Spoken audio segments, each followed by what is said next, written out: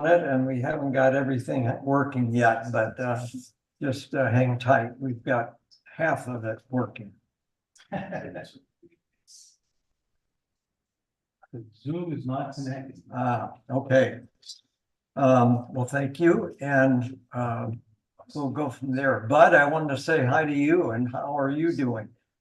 Well, I'm doing pretty well. We just haven't gotten tested to find out if we're out of the quarantine. Yeah, unfortunately not.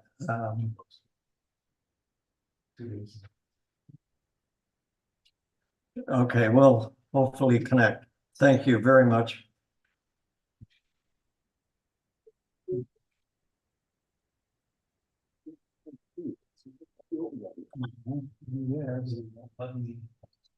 I made them aware that we can hear them, but they still can't hear us. I don't know if you saw me on the phone there. I can't get on.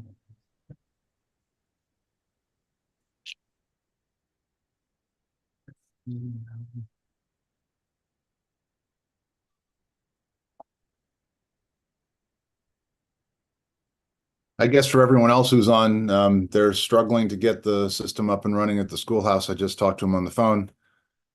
They are aware that we can hear their audio, but they can't hear us, so they're working on it.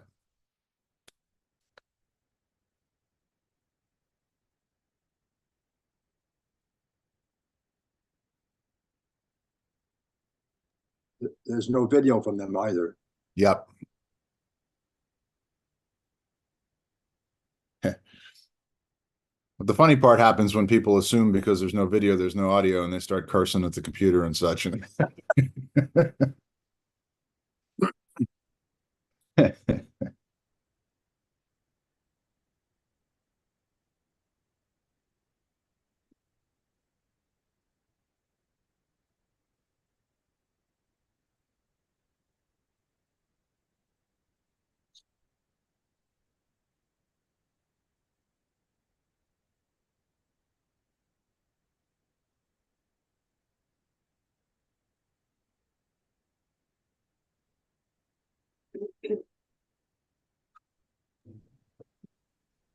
For those online, we are still trying to get everything connected. Please hold tight. Zoom room will connect.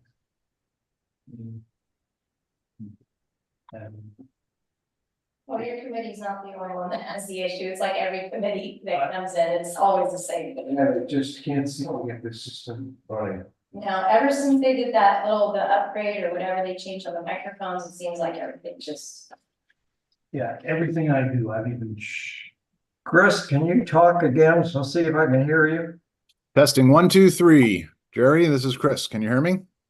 Yeah, barely. Somehow I can't get the volume up on this. Work.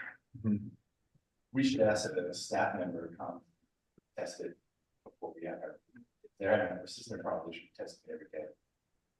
Yeah, they have thoughts on it. Because I don't know what it, I can't get it to connect. I can. Yeah. It just sits here and does the little spin. Right. And then it finally comes up with the error 503. The little 503, Yeah, whatever that is. whatever that. Are we not able to have a meeting? No, we can go ahead and have a meeting. Connecting the network. I mean, it's like the old days. We used to have meetings without Zoom. Yeah. All the time. Or maybe that. No. You have a problem with that if the public cannot hear us? No. Okay.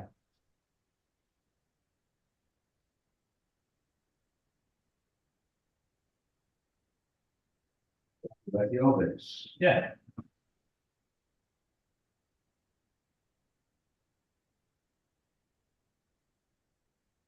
Dale, Jerry, have you got it to where you can hear us? I can barely hear you, Chris. Okay. Can you hear us, Jerry? Do you guys have a quorum present? Do you have 6 members of the committee? Right now we have 1, 2, 3, 4, 5, 6, plus you and Bud are 8. Okay, but 6 are present that count towards a quorum, so you could have a meeting. As Yeah. usual, Jeff, we can't get Zoom rooms to connect. Okay. Randy's also. This is online. Yeah. Okay. On that, not on, yeah. I've tried everything. I think, texted for your, should we?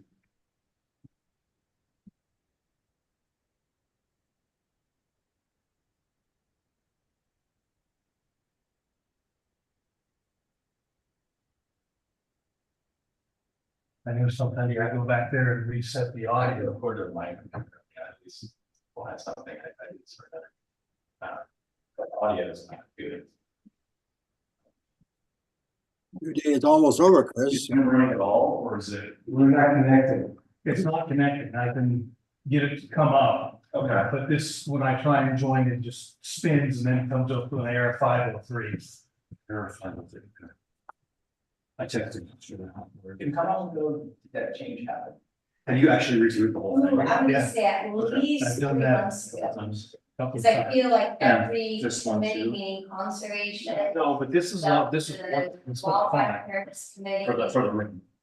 No, this is just, all this is getting to the Zoom. It's like For been, the Zoom. So they ended up running the meeting The room without doesn't it. connect. They recorded Yeah. for here, but there's And I no tried interaction with the. everything. Something that worked previously, I can't remember, I think it was just unplugging this thing.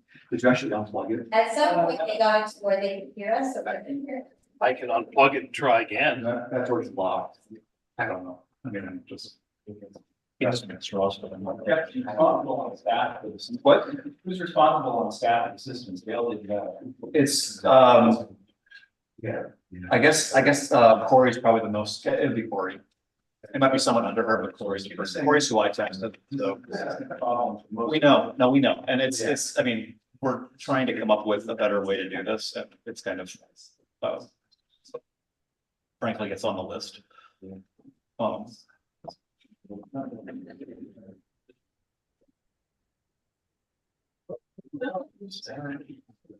This is.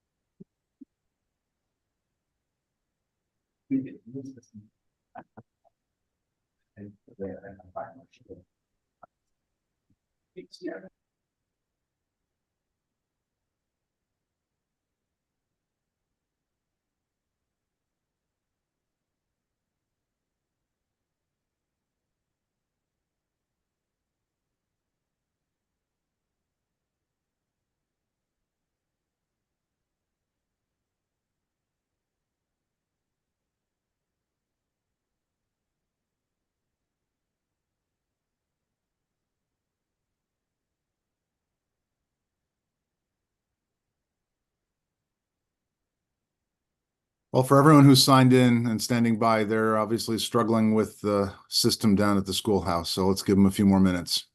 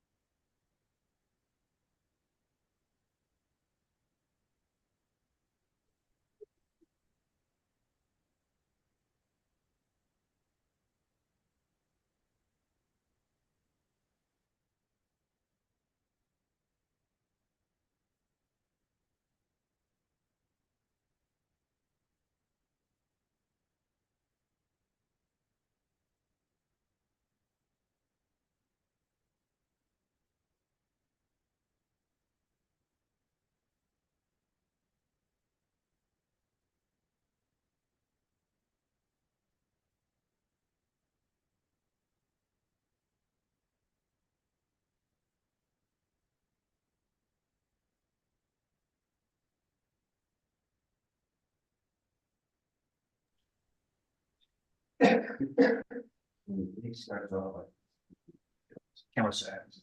There. Chris, can you hear me at a reasonable volume? Yes, you guys are back. Can you hear us? At this point, we're thinking we will go ahead with the meeting, in which case the people here will be able to hear and comment. Unfortunately, The Zoom, so, okay, so it, yeah, we go to join the meeting, it says start the meeting, okay, we're on. hang on.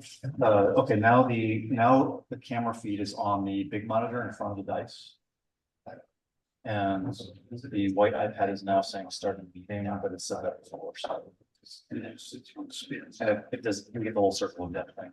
Yeah. Sometimes it will let me put in the meeting number, but then it's. So it says starting meeting, do we need to start the meeting somewhere? I mean, the schoolhouse should start the meeting. Well, the meeting has started because people are online. Stations. 500. Okay, so, yeah, so wait, so Chris, are you hosting the meeting? Yes, sir. Okay, should I have him, okay, so we're there, okay. Should I have him exit the meeting and then restart the meeting again with the schoolhouse hosting? That's the way it started. Just FYI, by the time I joined, it was already active and there were people signed in. I didn't start it. Okay. I didn't either. But if I started. you started here. okay, so let's start on this computer, not Chris, so, okay. So the error was 5003. I don't know if that is helpful at all. Which is the cost. Sure.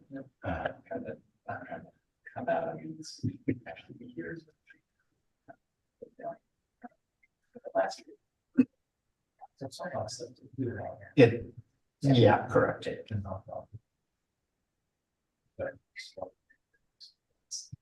So, yes, the Zoom meeting is visible on that computer. Yeah, I'm working on it right now. And the schoolhouse is participating in the meeting, but the schoolhouse screen is black, as if so it's like the video's off. So that was just connecting. And that, by the way, that's what we Big see. monitor is now saying it's connecting to that way. I don't know if you guys can hear us, but that's what we see as well. We see the schoolhouse participating, but it's a black screen. It's actually a black and gray screen, but we can hear your audio just fine. Okay. Okay. All right. Thanks. No worries. Thanks. Bye. She's gonna call her stuff. We're good.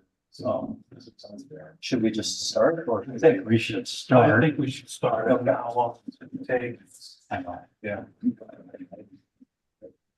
Chris, if it's okay with you, I think we will start. You guys can hear us. We just can't hear you. But we have quorum of people. But we have 6 of us. Is that a quorum? That's a quorum.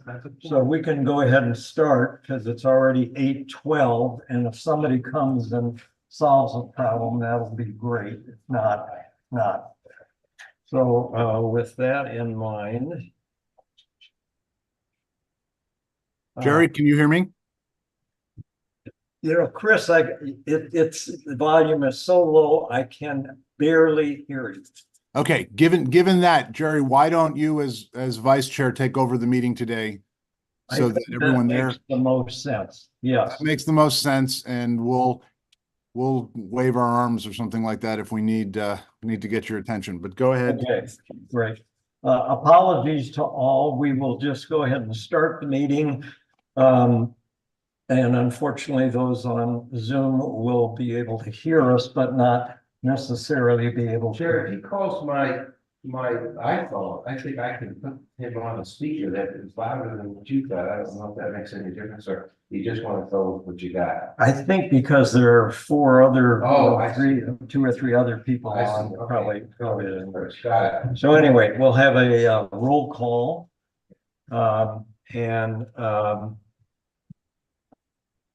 We have Dale Plow here. We have Lynn. We have Craig. Mary Ann is not present. Chris is present on Zoom. Ray is not present. Jerry is present. Vic is present. Bud is present on Zoom, and Randy is present in the schoolhouse. So that's our call, the roll call. Are there any oral communications for items not on the agenda? Unfortunately, if you're on Zoom, I probably couldn't acknowledge you anyway, so go ahead and ask for a review and approval of the minutes from March 4th, 2024. So moved. Hold on, Jerry, can you hear me? Chris, yes, There are no minutes attached to the package. I did not receive minutes from whoever the secretary was last time. Chris says he did not receive the minutes from the last meeting. And they're not attached. That would have been All made. we have is a subcommittee reports. So we cannot approve the minutes because we don't have them. So we'll pass that item and do that at the next meeting. Pardon? You don't look away. I don't know, one is I tried that. Well, no, it's okay. You don't have to turn it off. Apparently you just turn it off. Yeah, I have. He's done that. He's done that. So let's go on to a discussion of the next priorities for the EPC. There's supposed to be a summary discussion of what Chris and the town manager talked about. Unfortunately, Chris, I don't know how to get you on screen to do that. If you want to do it. Actually, we could use Vic's idea of you calling me again, Chris, and putting you on a speakerphone.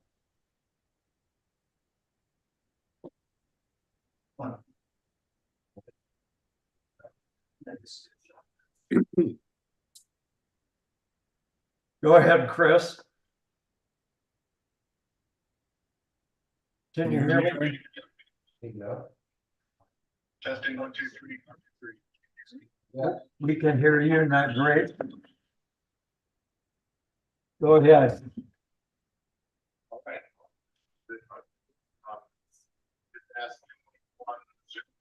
Yes, we can. No, on Zoom. Oh, no, we need only on the phone. I doubt that Bud will be able to hear you. I can't hear you, no. He cannot, so you're gonna have to go just with the people in the schoolhouse. If Chris stood closer to the Zoom, I could hear the Zoom. And he unmutes himself to talk on Zoom, the Zoom participants can hear him, and he can keep the phone at the same time talking, and he'll get both. Yeah, let me try. What if I broadcast simultaneously into the phone and into the Zoom? Does that work? I can hear you. Bud says that's better. Okay, let's go that way then. I have to turn the audio of the Zoom off, so, but that's okay. Let me give you a summary, because I did have a meeting with Sharif on the 4th. And a couple things to report. First of all, and I believe Jeff is present there, but my understanding is that the EVAC plan has made its way through, that we approved at the last one of our meetings, has made its way through the process, and that Craig and Jeff, as the subcommittee of the town council, have made their comments to it. And what we understand is that it will go to the council for a vote on the 12th. That's the current plan. And that it will be presented to the council by the fire marshal and by the town manager. And if Jeff Alfs is there, I'd like to just confirm that that's the same understanding. That's correct. He is unfortunately on the phone trying to get this little more. But that is the That is the understanding understanding of of the the fire fire marshal, marshal, yes. Chris, yes. Excellent. So that's a big step. You share the subcommittee figures, please. Which comments, Randy? Comments by the, Craig and Jeff? by Craig and Jeff, the council subcommittee, can it be shared with the EPC subcommittee? I didn't receive those. And there have been, I've had a few problems where I haven't received stuff. Chris, Randy is asking whether you can share the comments that occurred between you and the town manager and the, No, he needs it for the document, right? Yeah, Yeah, so the question for everybody is whether I could share what those comments were from the subcommittee of Craig and Jeff, and the answer is no, I don't have them.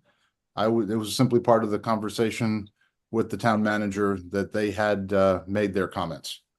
I can go, there's only 5, okay, okay, if that helps, just to give you something, yeah. yeah, can you send the subcommittee is officially, me and you, Dale? Yeah. Okay, just send it to Dale and I don't physically have them, I just know my mind that they were, because they were very minor. so my question is the version that is going to the town council is the version that we approved or some different version? It is it's not really much of a difference, it's more of editing issues, and then some clarifications, like they removed the blank page that was in there. They put on there that there's gonna be future work on the document. So I can go over that when I give my report too. Okay, actually, this might be a good time to give that part of your report. Well, let's get Chris finished. Let Chris finish. Okay, Chris, do you want to finish what you have to report? Yeah, let me go ahead and continue then. After that brief summary, we went on to discuss what, from the town manager's point of view, could be a good next set of priorities for the EPC. And in a broad sense, it comes down to roles, processes, and procedures for what to do in the case of an emergency. It appears, and I'm now relaying discussion type of term. This is not a written document or anything, but the discussion is, leading from the evacuation plan.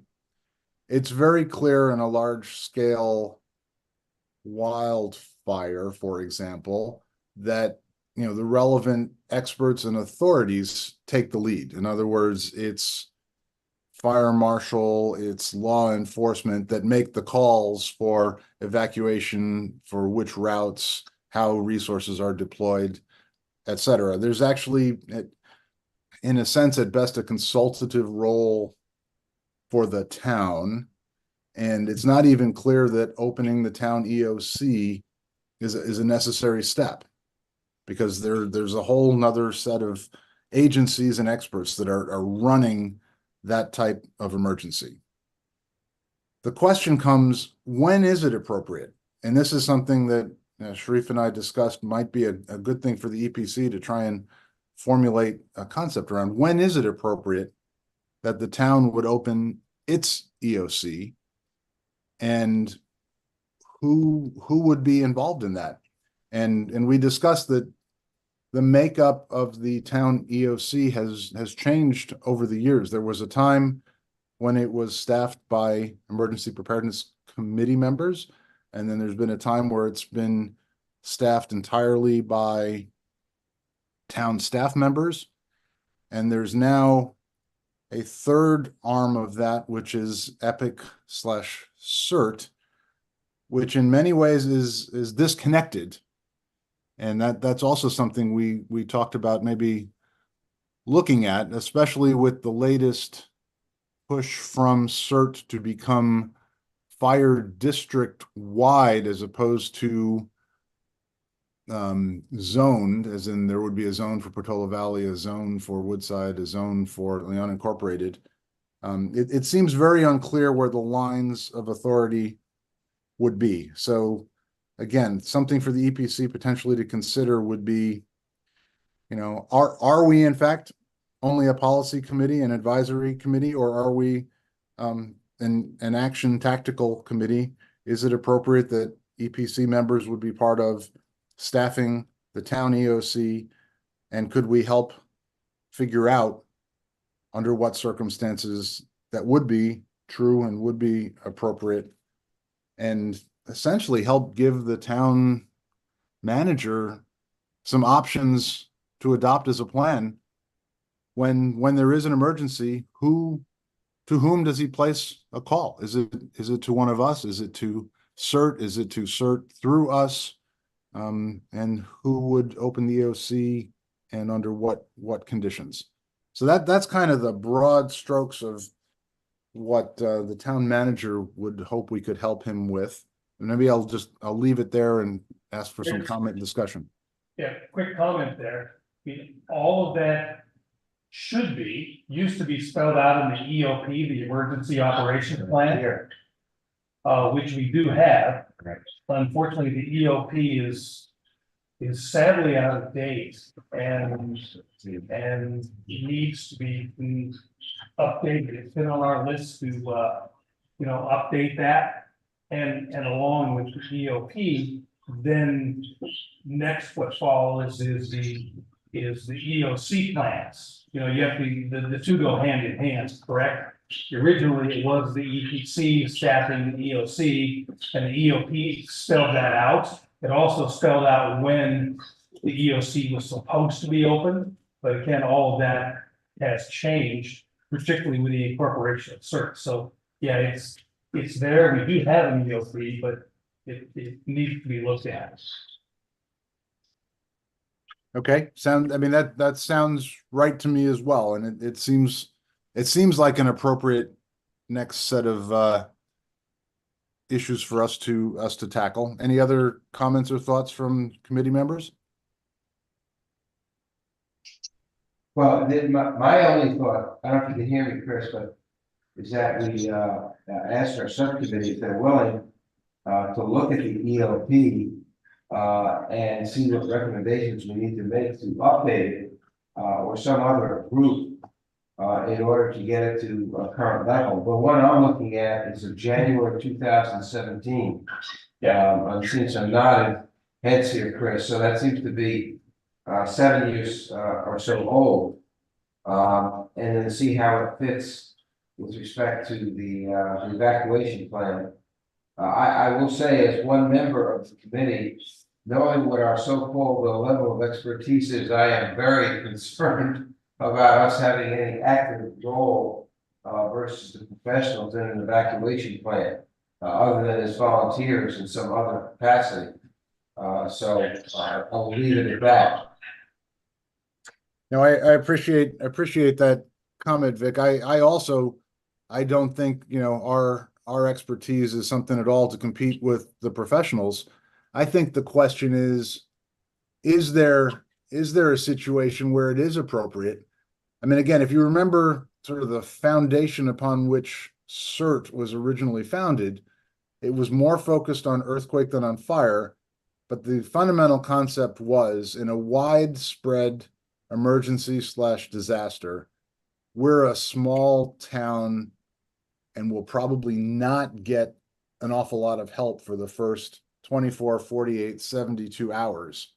And that's what CERT was originally designed to augment.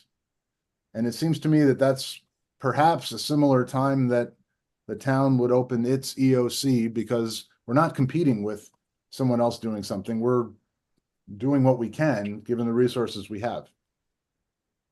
And I think that is a very sound concern that is appropriate for us to address. What we do in that interim, and to that degree, I think that is something that might be worthwhile for us to discuss. I think the question is, what is the committee process for reviewing the EOP? Is that going to be a new subcommittee? Is that going to be individual committees reporting to the chair? I think it's a fairly major undertaking.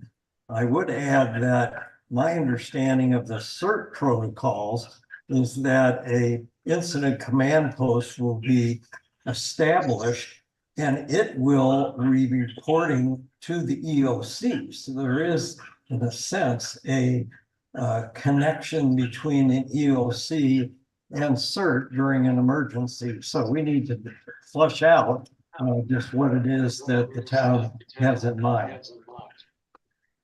Yeah, Jerry, I agree that was the protocol.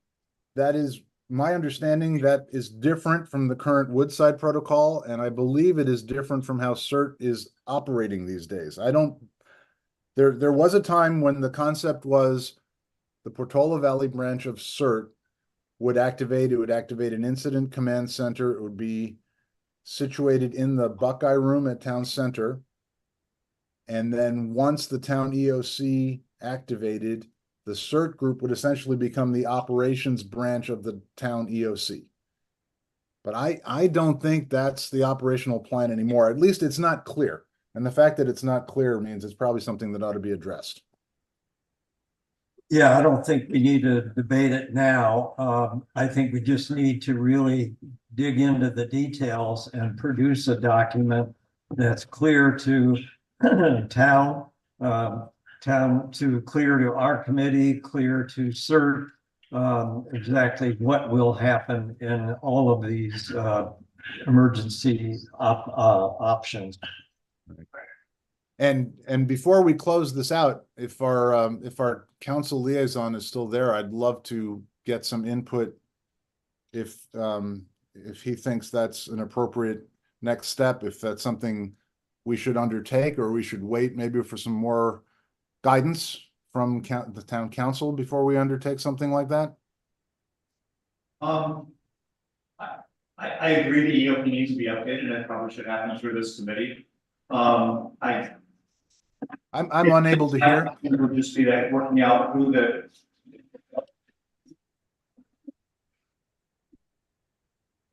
Jeff, well, got this. Sorry. Thank you. In addition to who's staffing the EOC and under what circumstances, just, I mean, the EOC is supposed to be kind of our point of coordination with other agencies. So I think whatever we do has to incorporate their feedback and make sure that, we're opening EOC in a way that's both helpful for us interacting with fire district, DEM, and everyone else that's going to come.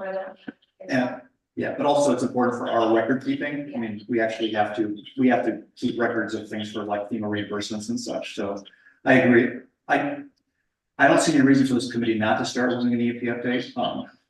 I might run it by Sharif just to see if there's any other concerns he would have, just anything he'd want, but I would say I'd say this commission should probably start up, honestly.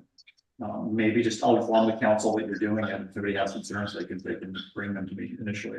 Yeah, I mean, they're gonna get it and approve it or send it back whenever we're done, right? Eventually, yeah, at some point, I guess they'll review it. I'm not sure now. I have never reviewed any of it.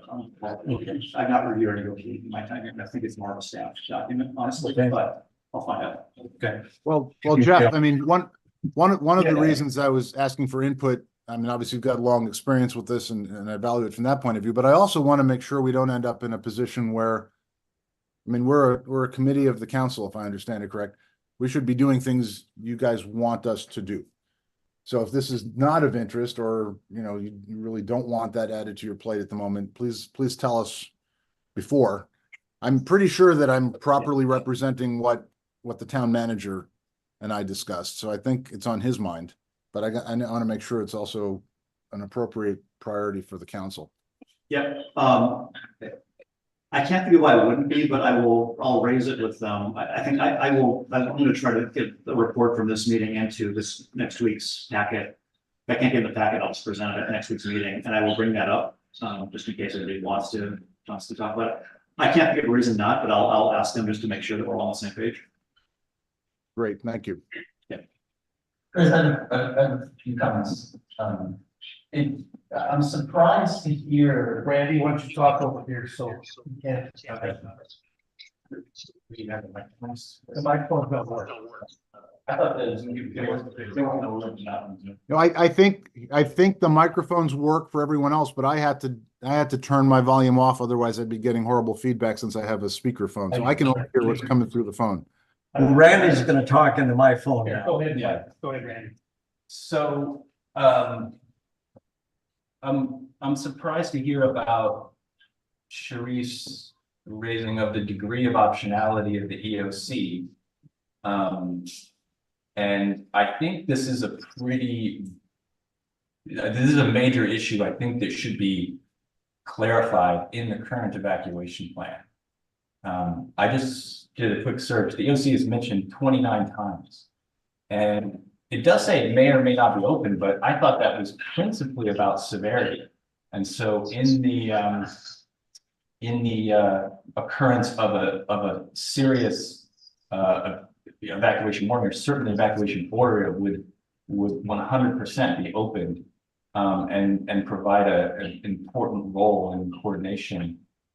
So if that's not the case, I think it's really critical to clarify that in the evacuation. It is in planning. the EOC. It I should be don't- fire district's EOC. It's the fire district, EOC, it's not the towns. The EOC that's mentioned in the, Yes. okay. So I think all those things will be flushed out once Chris, as chair, decides how he wants to revisit the EOP. And we will be providing, all of us, whatever input is necessary to make sure that our views are on the document. Okay, well, maybe if the fire marshal can clarify her understanding of the town's EOC. But I think the evacuation plan should be reviewed for, with respect to this. And if I'm just surprised at hearing Sharice raising the. Well, I think perhaps you're interpreting a subtlety that I did not mean to convey. I think the real question is, when else would the town open its EOC? I agree that it may not be crystal clear that the town opens its EOC if the fire marshal, for example, declares an evacuation. But maybe it is, and that's not what I meant to portray. The question was, are there other times and other situations when the town would open its EOC and want to call on its own resources to do what it can? And what are those, and who would they call? It's just, hearing that you're unsure, that Sharif is unsure if the town's EOC would be open if under an evacuation to town. It probably will not be open. If you're evacuating, you aren't gonna be here. Okay. That's the bottom line. I think the clarification that Sharif is trying to look for is because the fire district would always, in large scale instance, it's the district's EOC. He's wondering, because the town has their own emergency operation plan that also has their own EOC, is when will that EOC ever be utilized? So that's, I think, where he's trying to understand from you guys is to come up with what other scenarios would that EOC ever be utilized? Would it be for like a flood that is only affecting Portola Valley, or some other kind of scale that would only be here, not a mass large incident where the fire district's going to be bringing in all these different resources? But I think he's looking for what other reasons would you can have. Sure.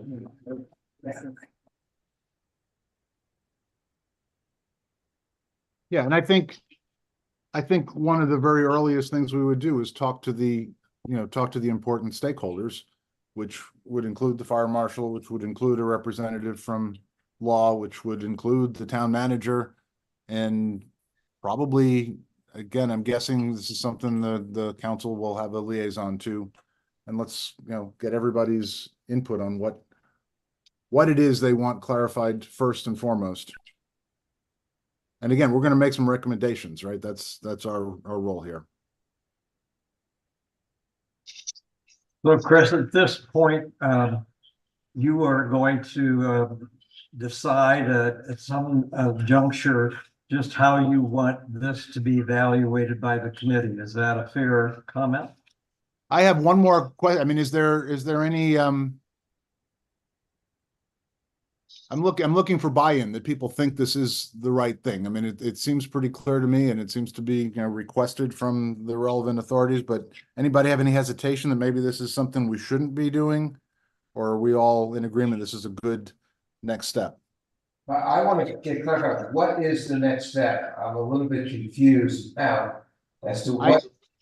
I would like to adopt as a goal and come up with a plan then that our next priority would be to clarify the procedure, the process for activating the town EOC, staffing the town EOC. Perhaps I could simplify it down as Dale suggested earlier, that we review the emergency operations plan and make recommendations for making it current. As to the role of the EPC. No, I think it's everybody's role. Everybody's role. Yeah, we're, rewrite the ELP. Okay, oh, to rewrite, okay, all right, that's what I want to say. Yeah, recommend an updated EOP to the town. Okay, Does that I resonate with think everybody? we've got agreement.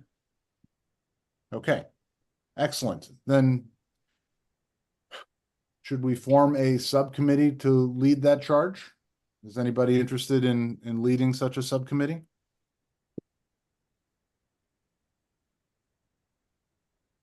I'm not seeing any hands on this table. We should see some hands though. I mean, this is an important thing to get done. I would be willing to participate with one or two others. So I heard Jerry is a participant. Lynn. Anybody else? We could assign a chair of the subcommittee from the long list of people who failed to show up at today's meeting.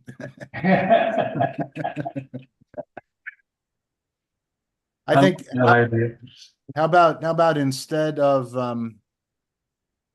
electing a chair among those, let's use, I will reach out to the people who didn't make it, and let's see if we can't find a volunteer for a chair of that committee before the next one. And I will also reach back out to Sharif and get some clarification. So the next time I'll take the action of presenting a more fleshed out outline of what I think we ought to do. Does that make sense? Sounds I good. think so. Okay, then that concludes my discussion. Item number 5 is closed. Well, that's up to you, Jerry. You're chairing. Sorry. Okay, I'm going to turn my speakerphone back off so that we don't have the dual thing going again. thank you. Thank you. well, if you have a question, we'll be past items. What is our understanding as to when our recommendations with respect to the evacuation plan are going to town council? It's the next meeting, or which? June 12th. It is June 12th. Yes. Okay, and is this going to be presented by the town manager And myself. and the Woodside Fire is could you join and make that presentation? Okay, all right. I just want to confirm that. Thank you. Thank you. Okay, so we'll move on to the fire report. You want me to go up there, so it's a little. Yeah, we need to figure out a way for people to hear. Yeah, Jerry's microphone seems to be working great. If you use that one, we'll hear you fine.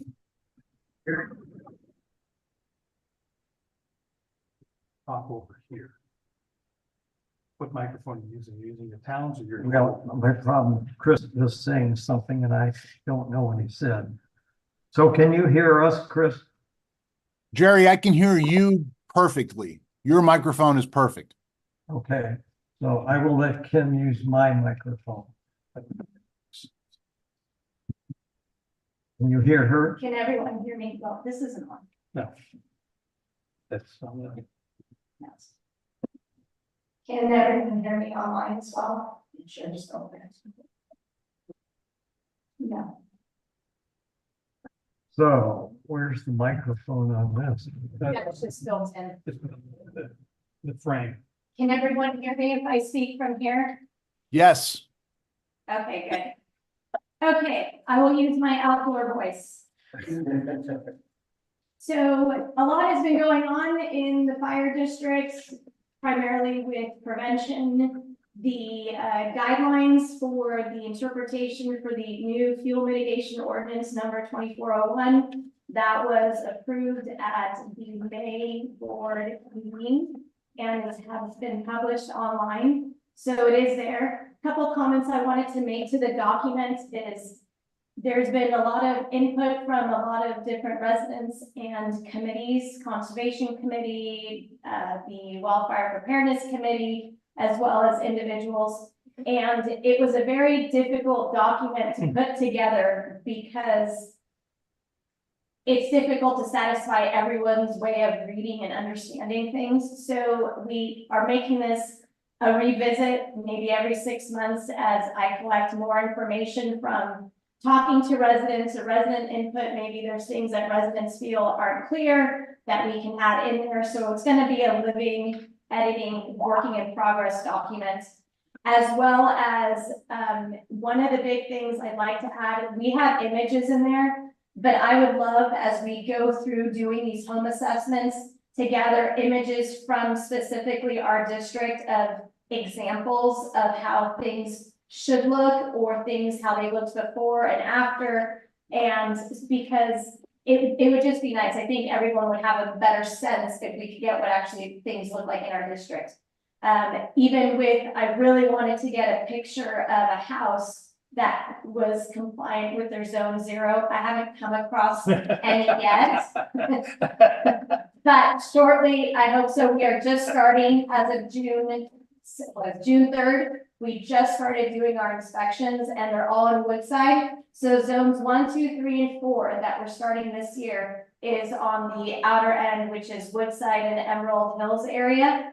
And so once we start gathering some pictures there, I had reached out to Rob Young because I heard he had a great, his house was, but when I reached out to him, he said, sorry, I already moved. So it was a little too late. And I reached out to, I'm trying to get in touch with the realtor and maybe the new property owner and see if they'll let me take pictures so I can use it for the document instead, because I'd like to just have a house that represents our district. Let's see. So we did start inspections, as I mentioned. The goal is to get 2,000 done within the next 6 months. My opinion is, this is just my opinion, and breaking down numbers, that we will be trickling into early to January to get them all done with the staff that we have, not to mention our other workloads that we have. And so realistically, we're looking at the next 7 months of getting all 2,000 completed. Every inspector has their own zone. They've been assigned an area, so we're keeping it specific. So if homeowners have questions, they'll always have the same inspector for that area. Let's see. Moving on to an update on the N5 sensors. Just a question on Yeah. that. What notice is given to the houses that are being inspected? So in March to April, we sent out a mass mailing to all residents, a letter that gave them information of where to go on the website to see their zone. And that's how they knew they're getting inspected, by knowing what zone they fell into. And it's an interactive map where you can even put in your address and see if you fell within the zone or not. The plan is that will be the first 4 for this year. Next year, the next 4 will actually be 8, 9, 10, 8 through 12. And that'll be on this end of Portola Valley. So starting at the other end of Portola Valley. And then in 2026, we'll do the center of Portola Valley. So we're doing each of the ends and ending with the middle portion of our district. An update on the N5 sensors. Did I ever talk to this committee about the N5 sensors? Okay. So we partnered with Stanford and the Palo Alto Fire Department. We applied for a pilot program with the Department of Homeland Security.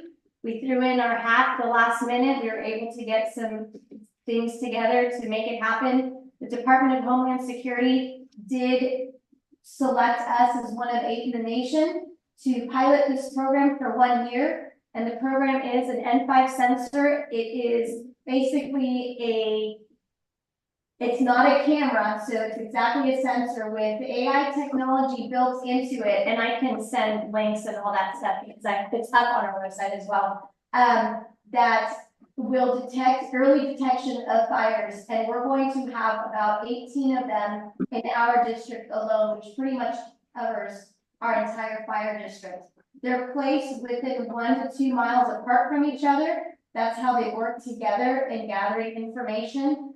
Each sensor can detect or has the ability of being able to project wind speeds, humidity levels, temperature. It has a carbon monoxide reading. So the way it works, best way to explain it is the N5 sensor is like our nose. When we walk into a kitchen and if someone was making chocolate chip cookies, we know what that smells like. We recognize it. If someone is barbecuing, we recognize what a barbecue smells like. If someone is cooking popcorn, so we recognize all these smells. The N5 sensor with the AI technology also has the same capability to know the difference between someone barbecuing to an actual fire that is happening in the district. So it has that type of intelligence. This is already being used across the country in other states. Maui was the first fire department to actually implement their entire island with the N5 sensor. They sent out a whole, they had it on the news and everything a couple months ago that they implemented that. Oakland is another city who has implemented it. They've gone a little further. They have an ordinance for no smoking in certain areas. So they programmed those AI, there's N5 sensors to also be able to detect when people are smoking. So it knows the differences. Stanford, they're going to have it at Jasper Ridge. That's where 25 sensors will be. But the thing that they also added was because of some of their labs and the possibility of hazardous materials as far as toxins in the air, they put one in that area to detect if any kind of toxic release was put out, as well as being able to measure when there are fires, being able to monitor air quality. So they have that. Stanford was the one who actually has, part of the program was to get 50 sensors. So it was to purchase 25 sensors, and then the Department of Homeland Security was going to provide an additional 25 at no cost. And that was the agreement with the pilot program. Stanford has picked up those 25 sensors.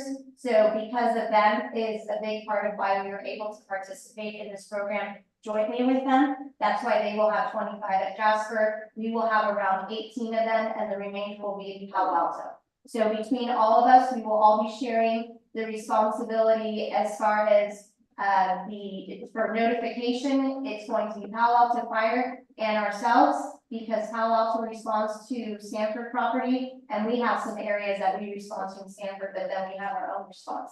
And the way notifications comes in, if a sensor picks up something, we get notified. We get notified by phone, by text, by our computers. It's always going to run on the background. So there's a lot of different ways of us getting notified, so that we can a battalion chief will either go out and check the legitimacy of it before calling in for a response, but it would be at early detections. This has also been used a lot for burn piles, because burn piles sometimes can still reignite. So they set up sensors. They can be on tripods, so they can be mobile as well, or they can be fixed.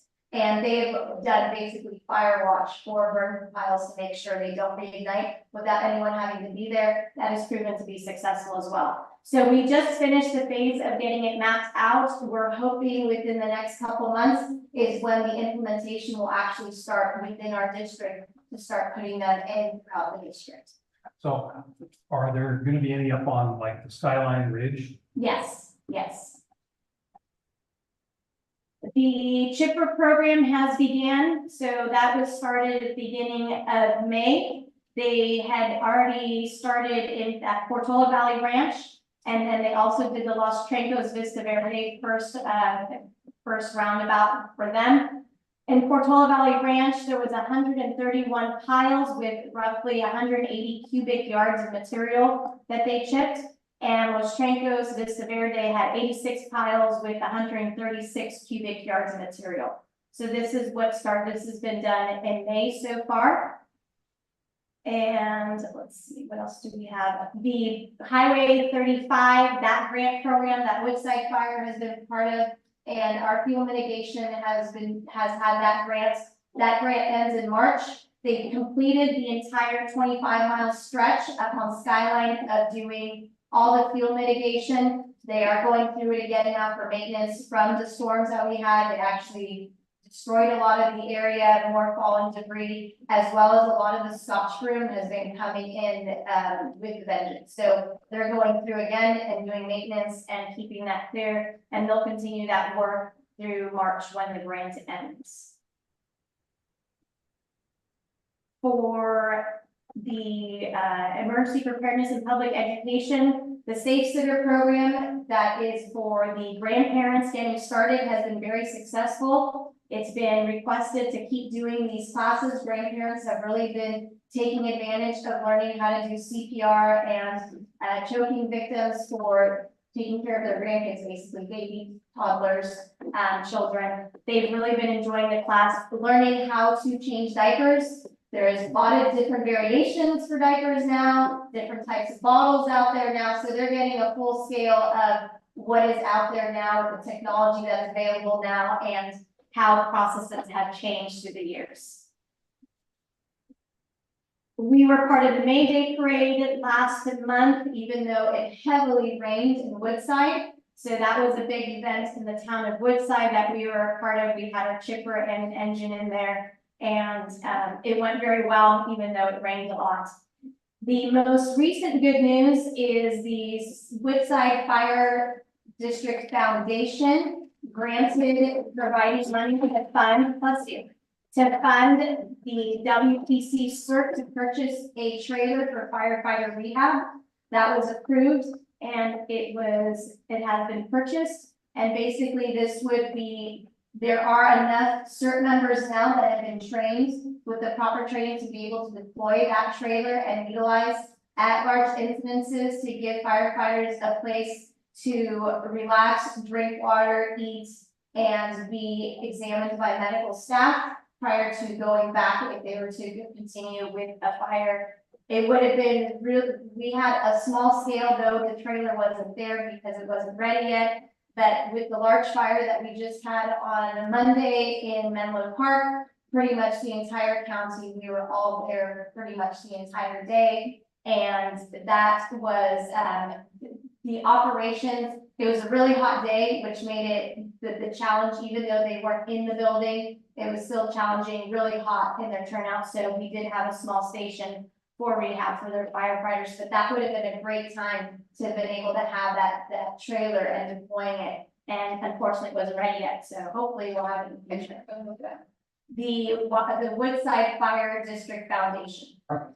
Thank you. The Public Education Division has also this will be the second publication of a quarterly newsletter that they have been putting out. It's published on our website. We are working on doing a subscribe on our website so people can subscribe and we can get it through email rather than going to our website. But currently it's only published on our website, and the public education newsletter tells you what's going on in the district, as well as classes and training that are coming up. One of the big classes and training that we have been working on is now there is a car seat program that came back that's been very much highly requested. The closest was Menlo Park and sometimes all the way into Redwood City because we didn't have one here locally. And so Selena she went through the training to get recertified to do the installations. So now she does them on specific Fridays. Those can be found on our website if you need car seat installations. One last update. I just wanted to, so that's it for my report for prevention. That's kind of what's been going on recently, but I wanted to circle back on some of the questions that came up. So first there was, when Chris was giving his report, and there was the inquiry on CERTs and their level of involvement with Woodside Fire District and on an incident.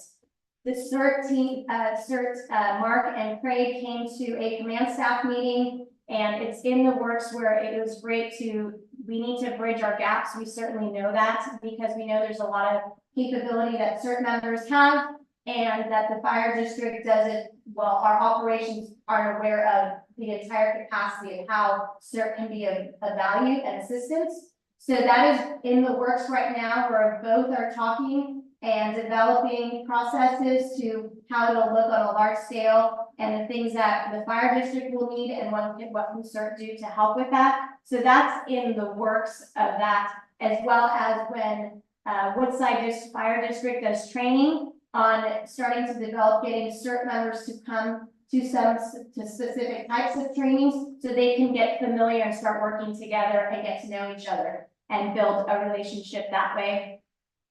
And the last is on communication. So with CERT's awesome infrastructure for radio and communication that has been done by the CERT members, and we've been working with Mark and with Ray, is we currently, one of our battalion chiefs, we're getting those specific CERT channels programs into our channels so that we have direct communication. One of the thoughts, and this is being worked out currently, is when the fire district opens up that EOC and CERT is deployed, they will have their incident command posts at the EOC so that they can assist on radio communication with triaging and whatever resources are needed throughout the district through that radio communication system, and talking to other CERT members throughout the district with where they are located. It will be triaged and sent to fire so that we know where we need to send resources. Obviously, this is when communication lines are down and we have no other form to communicate other than the radio, but we have this radio system that we are implementing and will be utilizing, so that infrastructure is being worked out. The other comments, as far as the evacuation plan. Oh, and back up there a second. yes. One other comment, I know that in that same grouping, they're working with a specific radio channel, communication to the local schools. Yes, sorry, yeah, the schools as well. So Schools, sequoias, all are target hazards. so everybody will have a channel and will have radios compatible with CERT and with Woodside. Yes, thanks Dale for adding that in. And that also brings up Selena has been working with the schools with getting the staff CERT trained. So to be offering CERT trainings for school staff so that everyone is getting to the level of the same training and to be able to be ham radio communicators and know how to use the ham radios. Now, Randy had asked about the comments on the evacuation plan made by Jeff and Craig. It was very minimal. I can just give you the highlights. It was, a lot of it was editing and just clarification on who was meant by this type of terminology. I can't remember what it was, but it was just that Craig, they weren't clear on who that was, and I explained that that would be, that's the fire chief or the fire marshal or any command staff. The language in there is what all the first responders understand. So that's why the clarification to Craig, he wasn't aware, because we obviously know that terminology, but it was just a clarification. I can't remember what the exact, but it was a terminology we used in there, which he was gonna make clear in the document. Then there was other editing. There was a blank page towards the end that was an appendix, and it was for roles. And I had explained to Craig that can be removed. That blank page was there as a, basically for a draw, like a blank page to write on. So on an incident, if we have that document open and we needed scratch paper to just quickly actually, because we don't know the people to take the roles, we have the roles are identified in the plan, but because our staff changes every 48 hours, or sometimes someone's on overtime or something, so you can't actually clearly say this person, but that page would have been used to say, okay, this person is this position, this person is that, which with actual personnel names. So that was removed, that page is on there. They also added a comment in there to basically say that this is a document that will be continued to be worked on for the future. So there is future work to be done on it. And things just as simple as getting the evacuation maps updated. That will be an update that's currently being done with the assistance of Flame Mapper. and Ladris working together. So we'll have updated evacuation maps, and that will be vetted out and sent out and all that before it gets changed over, but at least it's something that's being worked on. I think, was there anything else, Jeff, I think that was the main stuff. That was it. The big one was, I mean, there were like 4 or 5 things that hadn't been resolved, and Craig moved them to a section saying their future work. Yeah. Acknowledging there were like 5 things that just still need to be fleshed out. Oh, another one that Craig added was, we were waiting from Flame Mapper to give us the actual number of structures that are in Portola Valley, like giving us a percentage, given a fire, the possibility of how many structures could be destroyed or damaged. So we were waiting for more statistics from Flame Mapper. They lost somebody who was one of their key players in doing a lot of this work. So they are kind of behind on the 8 ball trying to replace that position or get someone to do that. So that's why it was moved to future work. So are all the changes minor such that, yes, we don't need to reapprove it as our? Yeah, because it wasn't anything that changed the actual, it was, like an edited word or a period or, so it was nothing really big that was actual substance. Craig officially has the pen, Craig and Sharif, should we? Say that one more time? But has the document that's making the edits for the final one that's gonna go? Ray had it, and then after I looked at the changes and we went through it too, because I wanted to make, looking at what the changes were to also agree with it. And then that document was sent to Sharif. So he has the ultimate final version. Craig had some important changes and found errors in the actual evacuation maps, the photocopy one with the. That's what we had mentioned. I'm not sure that's why that's for finalizing for future work. I don't know what Sharif has decided to say that this is what is there right now, but we are in the process of, getting this updated. I'm not sure how Sharif is going to present on that side of it. We're about 6 minutes over and we have some more stuff to do. So unless there's any. That's all I got. Thanks, Jeff. Appreciate you helping us out. Thank Thank you. That's all I you, Kim. Great report. Oh, by the way, the home part, the guidelines, links not working. No? Oh, let me try it. I just used it. And I think it would also be helpful to have a link to the, for people to put their address, find the schedule, and then do the inspections, similar to what. It is. Okay. It's on that. People can just put in their address. Where, I went to the homepage, I don't find a little bit. So I'm going to keep moving Yeah, let's keep along. moving. We have subcommittee reports. Ray is not here. His report, I think, was submitted. Yes. We have Craig Heber's report. Do you have anything to add? I'll continue to work with our town council liaison, trying to this thing keep going, so forth. So it's an educational process for me as well. It's still going on. Okay. Is there any light at the end of the tunnel yet, or? I'm optimistic. I can't see the light quite yet. Okay. But I have not given up. Okay. They need to get your eyes checked just to be sure. But Um, speak into. Dale, do you have anything on the evacuation plan that wasn't already covered this morning? No, but I want to rise to a point of personal preference with a priority motion for this committee. Many of you may be aware that our head of public works, Howard Young, has been asked to leave. Who's asked to me? Yes.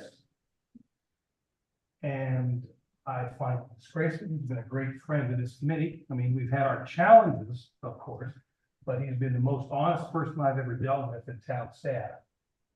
And he's been here 22 years. He knows where all the bodies are buried. If he wants something done, talk to Howard.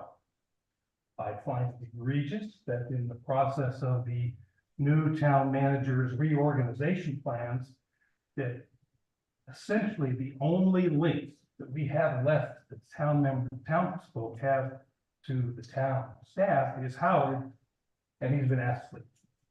So I would like to bring a motion of no confidence in our town manager. Motion is on the floor and looking for second in discussion. Well, I'll second it for the purpose of having a discussion, I'm not necessarily agreement, I'll second it for those purposes. And I want to raise it as well too, Jerry, at this meeting, because I got a whole slew of calls when the news got out about Howard's departure. And I made some independent calls to town council representatives, and I know several people in various other volunteer activities were shocked by this. And what I was told, being have been in employment lawyer for 50 years, I got the standard response, which was, we can't discuss personnel matters and any meaningful detail. It was inferred from some conversations that this was not based on an arbitrary or capricious reason, that there was some reason, but there was not a freedom to discuss what the particulars were. So I don't know what our relationship in this committee has been with respect to Howard. On an ongoing working basis. I do know from time to time we're going to change and I agree with Dale completely about his historical value to this community, especially given the depletion in our staff. And I don't know what we can do through this committee and its chair to make further inquiry, but I just don't think this issue should be left alone, and there needs to be some way to be accountable for this action. And I meant to say this in a way that's frankly supportive of our town manager, who I believe is trying to do a very credible job and is making progress in so many areas. But I think we need to have some kind of explanation as to why such a valued resource has been lost to this town at this time. So I second Dale's concern, and I wish there was some way we could make an inquiry through this committee. I have some thoughts, but I would like the other committee members who want to input on before.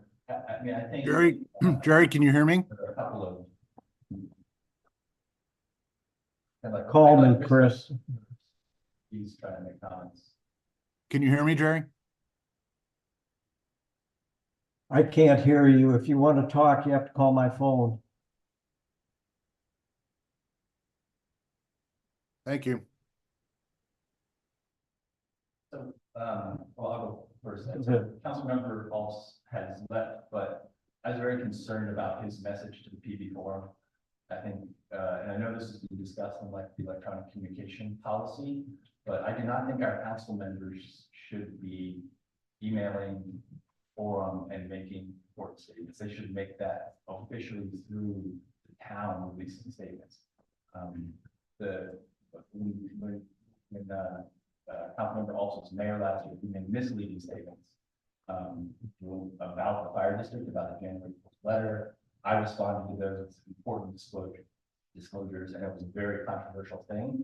I would have hoped that would have been resolved by having a better policy. But what Councilmember All said is that, with all due respect, you are not entitled to more information.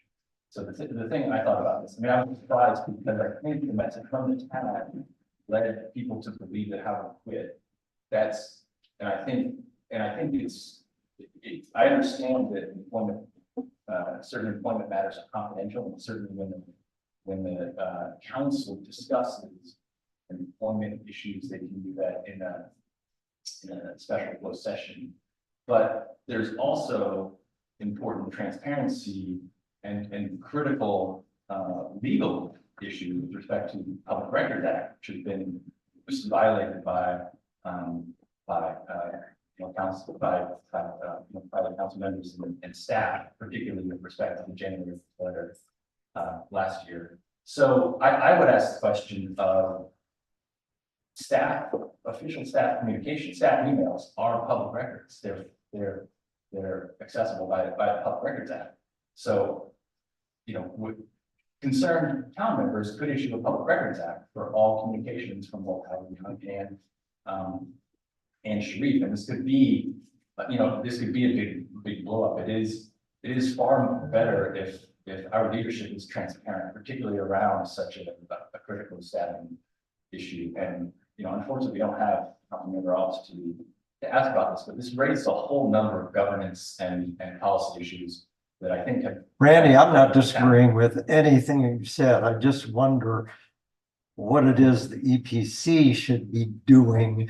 I mean, I don't know that it's our responsibility to correct a council member's behavior. I mean, we certainly reported it, that you can complain to the town manager or to the mayor, but I don't know what our action would be around Jeff having sent that email to the forum. And I'm not agreeing or disagreeing, I'm just saying. I think the committees in general play a really important role in town. And here's where I think they play not just the role of doing what the council wants us to do. I think we play an enduring oversight role, and I think we can ask for clarification of what the legal aspects are. We can ask for clarification of when a senior town staff member leaves that an explanation be given that doesn't violate confidentiality of employment law. There's just, you know, important follow-up here. I think I agree that there should be further disclosure. We want accountability, we want transparency. Okay, so I'm just trying to separate two things. One is you brought up the issue of Jeff's email and what could be done. And I would take the responsibility for emailing Jeff to just ask him if he is aware whether there is policy for council members providing emails about town business on the forum, and let's follow up on that separately. So that's one item. The second is back to Dale's recommendation or motion that was seconded as to whether the committee wishes to express an opinion about the action taken or whatever happened, or whether that's out of our lane, as I'll call it for lack of a better word. So, in response to that, the latter point, the extent our committee is interfaced with people like Howard over the years, and we have a concern about who's going to continue those functions and the loss of our history with someone like him, I think it's perfectly legitimate to the extent it's consistent with our function for us to inquire, one, what happened that needs to be corrected. Perhaps the emphasis is on the latter rather than the personal aspect of it, but it's going to touch on the personal aspect. But what is the void that needs to be filled now in the absence of a public works person and the loss of this individual? So I think it's totally consistent with our function to at least make an inquiry in that regard. So I hear that. I think it is not unreasonable for us to ask for clarification from the town as to who we would turn to for the kind of functions that Howard was performing in relation to the EPC. That pretty straightforward. There's a second aspect, Jerry, to that I'm mentioning, which is also to identify, doesn't have to be personally, what areas are of particular concern that were not being addressed, in addition to the question of what generally are the roles to be performed. That concerned me a great deal. That's, I guess, where I disagree. And I'm not just putting my previous corporate hat on. Sure. Is that you just cannot go around saying to an organization, we decided to let so-and-so go because they didn't show up on time, 18 times last year, or they sexually harassed somebody, or, you can't do it. I agree with that. But what you can identify is Hang on, let's address that. It is really, really clear. They're celebrating him. They're going to give him a month. We're going to have make Howard nice. All of the statements. There is nothing untoward about this dismissal. He's not cited. If this was for cause, he would have been duck walked out. And then we would have heard nothing about it. but everybody would understand, if it was misfeasance, malfeasance, sexual harassment, any of those issues, they're gonna put, you know. That's exactly right, Dale. And the And- bottom line, it's not misconduct, personal misconduct that's the issue, that needs to be disclosed in the sense of that confidential information. But if there was a failure of function that we need to address in the carrying out of those duties, that's not in the nature Dale's talking about, what I'm talking about. I think we need some clarification of what it is, and it may be in the context of who's being pursued with what skills that need to be filled here. That's the area that concerns me.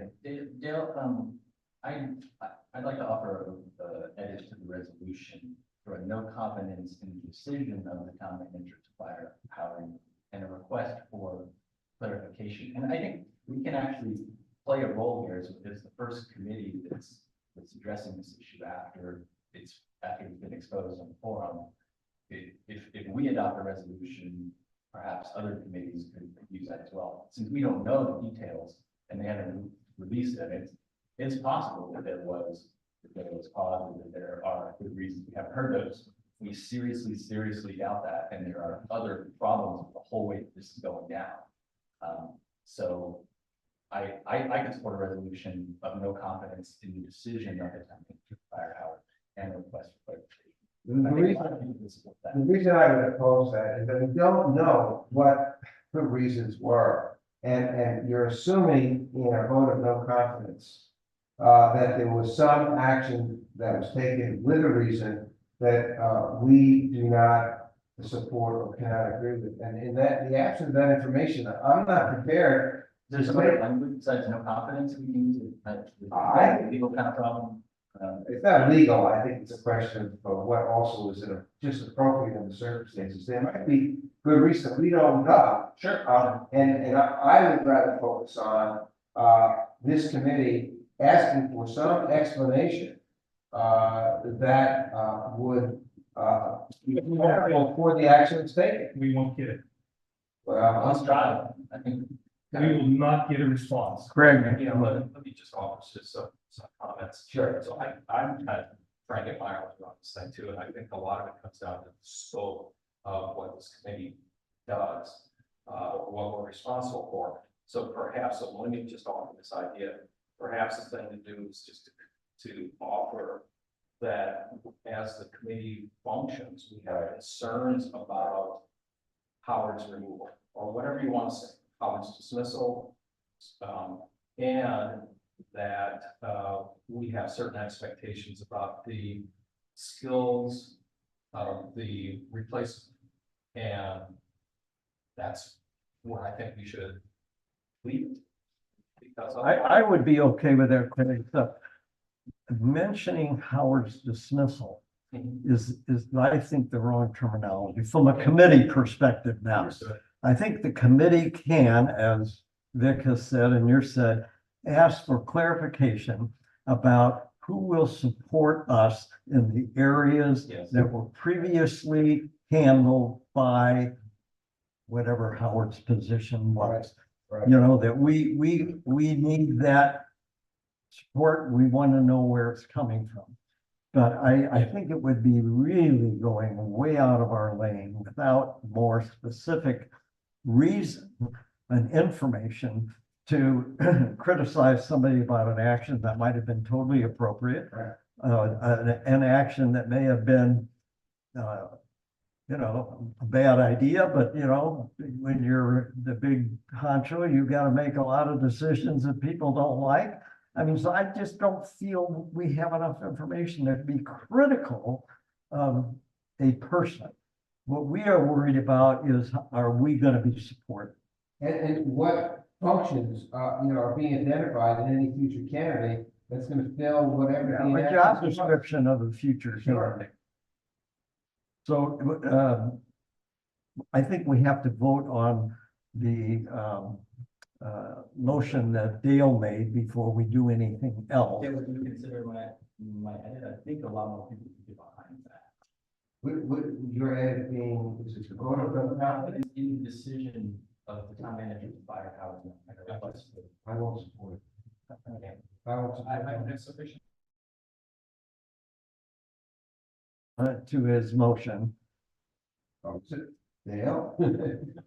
Well, it's going to lose either way. We don't have the vote, so no, I won't accept it. And we'll call the vote. We'll call the question. So, yeah, let's call the question. All in favor of Dale's motion, say aye. Aye. All opposed, nay. Let's just raise hands so I can be sure. Favor?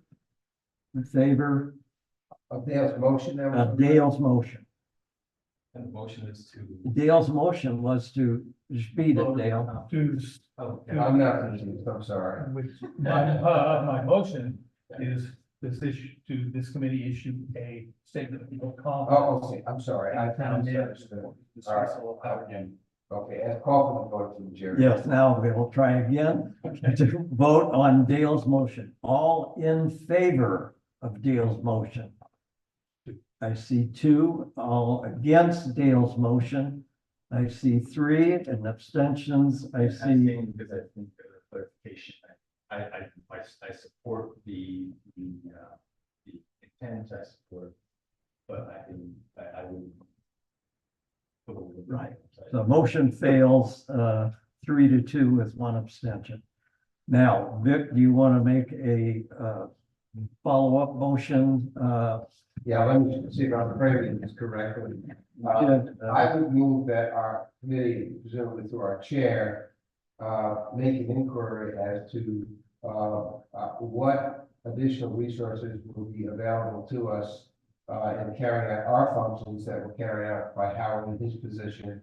And specifically, if we could identify in an appropriate way what areas need bolstering up for our future person in fulfilling that role. In other words, what are the areas that we're looking for in a future director? Because that will, and my rationale in that motion stated that way is that that way we can determine whether our needs as a committee will be adequately served by his replacement. Would you accept? Go ahead, Lynn. I get who will support EPC, wait a minute, committee chair to inquire. Right. again, Well, make it- sure, that's, I'll say a little bit more briefly. Yeah. What are the areas that need to be identified? So I think what you're talking about almost is a job description, because Agreed. I think what you're implying a little bit is that there was something that was lacking, or we don't know that. Right. So what we want probably as a committee is, so what are the responsibilities of the new person, and do they match what we think the person should be doing? Well stated. In other words, a job description Job description. and would that job description meet the needs of this committee? And that way we avoid getting into the personal aspects of whatever it is transparent. Sounds like there's a motion and a second over there, so I'll just. So wait a second, can we, I'd like to make another motion. I'll let her get the first one down. wait, let's do this one again, because Go ahead. let's make it, The motion is, go ahead. I think you've got it. All right, very well. all right. The motion is that we request that there be or identify what the job description is for the person fulfilling Howard's role. I believe it's a director role. I'm not sure what the name, the title is. public works. Yeah. Public director. And the second aspect of it, because we want to see that the description of those duties will meet the needs of our committee. Will the description meet the needs of our committee? Those are the two concerns that we have. He's gonna ask, what are your needs? What are the committee needs? Do we Well- know how to answer that? Well, if he does, we'll do that, but I think Yeah. he should know what those needs are. Okay. And if he doesn't, you can add to that element. And Well, once we review the job description, we can. Okay. Okay, and it So would be a request- request. A request to, it says identify the job description, would you want a request to review the job description? Well, I'd say to request and review, I don't see anything wrong in doing that, to see that our needs are being met. Without being disrespectful, I think this is a waste of time. We're not concerned about what this job description is going to be. We're concerned about, and the residents, I think, as a voice before, we're concerned about the circumstances that led to the firing of a veteran senior town staff who held the position of interim town manager by the new town manager. What went down, what went on? We think we are owed at least some level of explanation. So I would offer a motion that we request clarification on the level of disclosure and transparency around changes in senior staff positions, around communication between staff members, which is subject to the Public Records Act. So somebody can PRA this, and if they don't disclose emails and communications between Sharif and Howard, they're violating the Public Records Act. And I can almost guarantee that someone will do that. And so I think the town should just be straightforward. The town should have a policy of giving some level of explanation that doesn't violate people's confidentiality. I think you're absolutely right, that this is our concern, everyone shares that concern. Where I am pushing back, so you understand this, as someone who's done this for many decades, is the answer you're gonna get is that this is not have to be disclosed. And I think that they're quite correct. How many committees are they gonna ignore that ask for this? As a matter of fact, All of them, Okay, well then. I can't support any motion. What happens? We will get nothing. That's right. And No matter what. that's what their council's going to tell them, they're not obligated to disclose it, because these matters are protected as a matter of confidentiality between the individual being terminated. We won't even get to see the job description. That I don't know, that's a whole different story. I understand you're somewhat cynical about What it. about- Yeah, you may be right. You may be right. And that sense may be justified, okay, but I'm just saying, I totally support. What about the Public Records Act? I don't think. Communication between staff members are public records. Yeah, Not if it includes personnel matter. personnel issues or job descriptions. You can use a very broad brush on personnel issues. You know, just use the sexual harassment as an example. Yeah. I'm not talking about Howard, obviously. But if you did that as a town and released that information, you'd be sued for billions. Yeah. You know, you cannot do that. So, you know, I understand that you want to send a message somehow that this committee It's concerned, sure. does not like the way it went down, doesn't understand why it went down.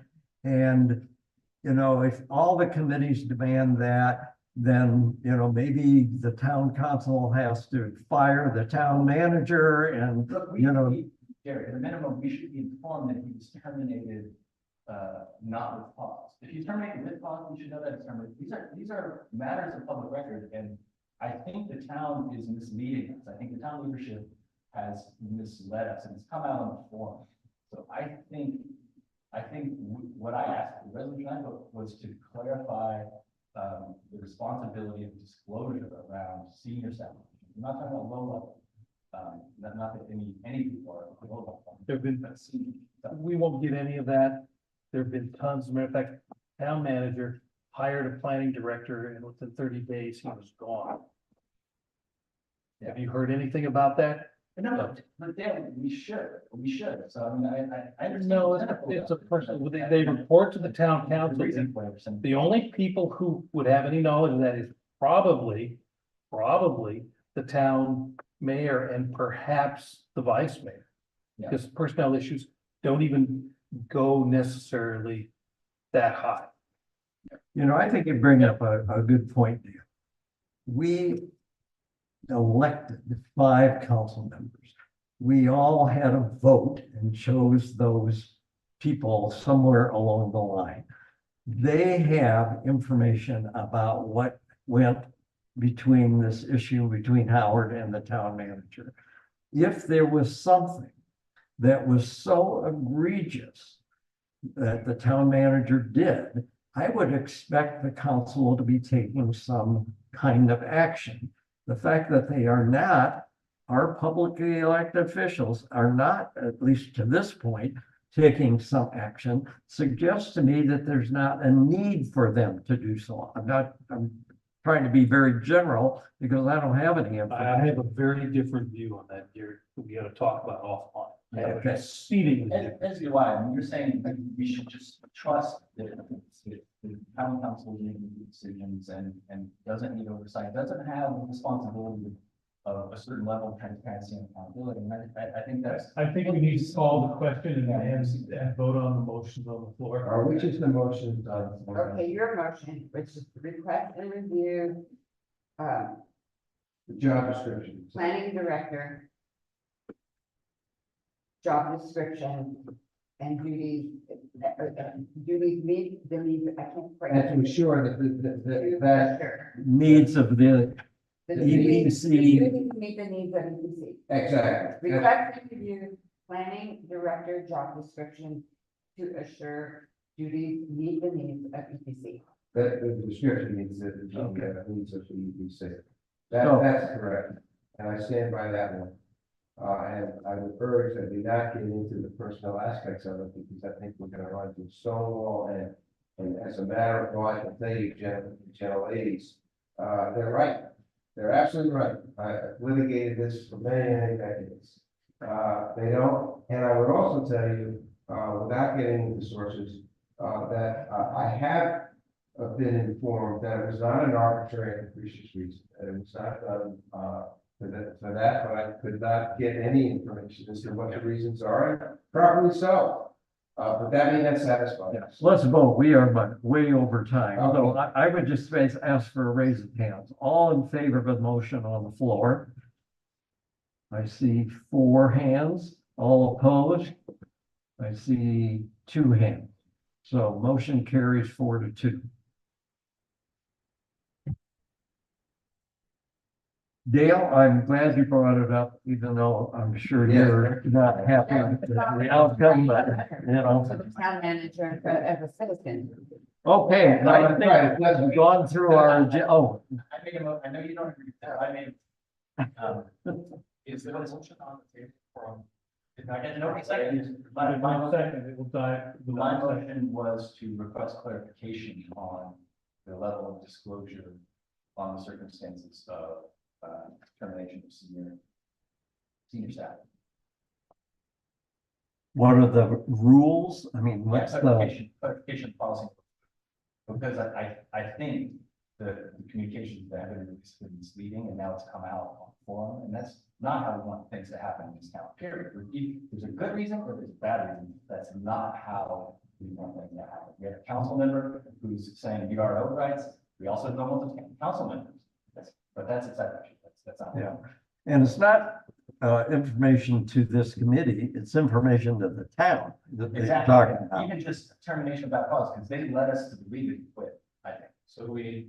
I never got information to that effect, but anyway, so just state your motion one more time and see if there's a second, and then we can move. I don't have. Okay, it's to request clarification on policy of disclosure regarding termination of senior staff. Is there a second? Motion dies, so the lack of a second. I see, yeah, just one, I see this as two issues that are related. Right. And strategically, we'll take care of one and, eventually try and figure out what's going on with the other aspect. That's all. And I can assure everybody, there's quite a bit of activity going around in town on this, and our voice will. I will accept the motion to adjourn. So moved. Thanks, sir. Helping me try to get this. We're I not don't the even only want one. to attend another meeting. I don't think this should- Well, we can have a meeting. We just started to get them on a trot. We're starting the meeting at 8. Let's do the damn thing on that. 4th of July meeting, we didn't. Next meeting, you know what, Sherry? Sherry, what's our next meeting? We didn't. Oh, 4th of July. We need to reopen. I'll be out there. Would you want to move it a week later? Can people make a week later? Yeah.